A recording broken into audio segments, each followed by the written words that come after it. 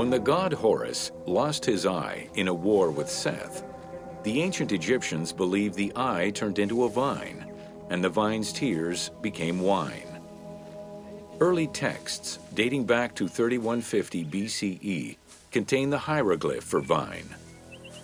Regarded as extremely valuable, wine was highly sought after by the elite. It was also an essential part of many religious ceremonies.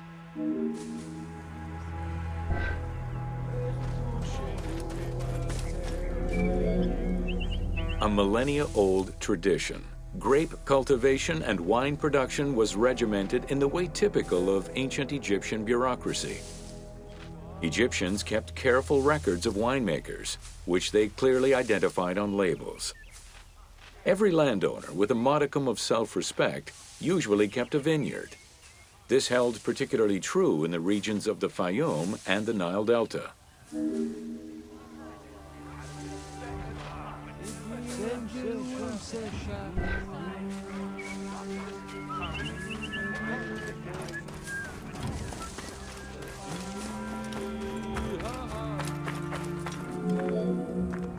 Documentation shows that only certain craftsfolk were allowed to provide the containers required to store and transport wine.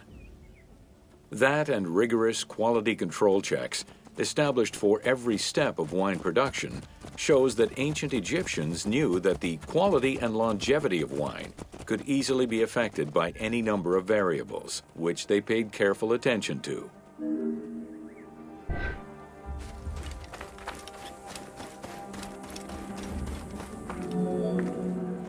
Egyptians had different kinds of wines, most of which ranged in quality from good to very good.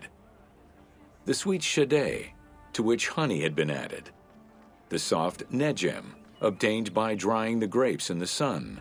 The ma, reserved for religious ceremonies.